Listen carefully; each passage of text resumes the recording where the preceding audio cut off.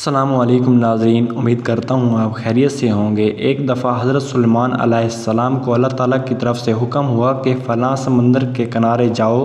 سمندر کے اندر آپ کو ایک حیرت انگیز چیز نظر آئے گی۔ حضرت سلیمان علیہ السلام اپنے وزیر اور جنوں کے ساتھ لے کر اس سمندر کے کنارے پہنچ گئے۔ وہاں جا کر انہوں نے ارد گرد دیکھا تو ان کو کوئی چیز نظر نہ آئی۔ حضرت سلیمان علیہ السلام نے جنوں کو حکم دیا کہ سمندر کے اندر غوطہ لگا کر دیکھ کر آؤ، مجھے سمندر کے اندر کے حالات بتاؤ۔ جنوں نے اپنے آقا کے حکم کی تعمیل کرتے ہوئے سمندر کی گہرائی تک ڈبکی لگائی۔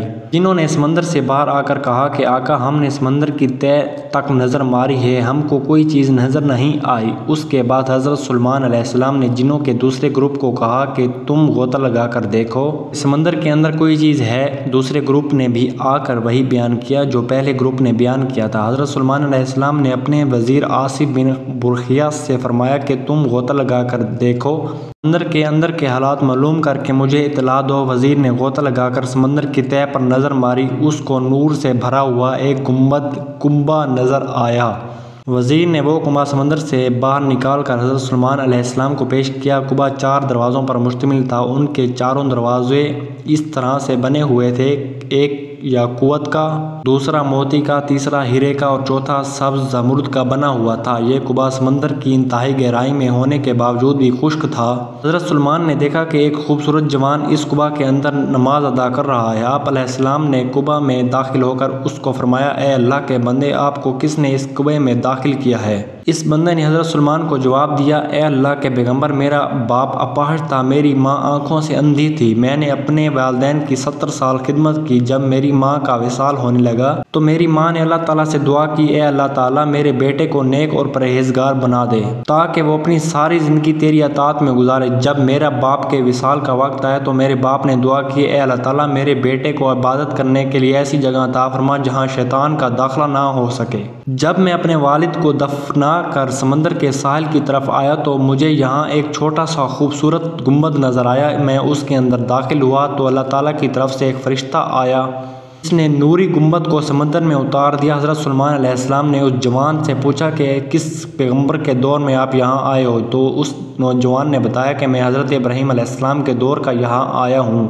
حضرت سلیمان علیہ السلام نے حساب لگایا کہ اس نوجوان کو یہاں 2000 سال ہو گئے ہیں، لیکن یہ بندہ جوان ہی نظر آ رہا ہے۔ آپ علیہ السلام نے اس نوجوان سے دریافت کیا، تم اس کنبہ کے اندر کیا کھا پی کر گزارا کرتے ہو؟ اس بندے نے جواب دیا، میرے پاس ایک سبز رنگ کا پرندہ اپنے منہ میں زرد رنگ کی کوئی چیز لے کر حاضر ہوتا ہے جس کا سائز انسانی دماغ کے برابر ہوتا ہے۔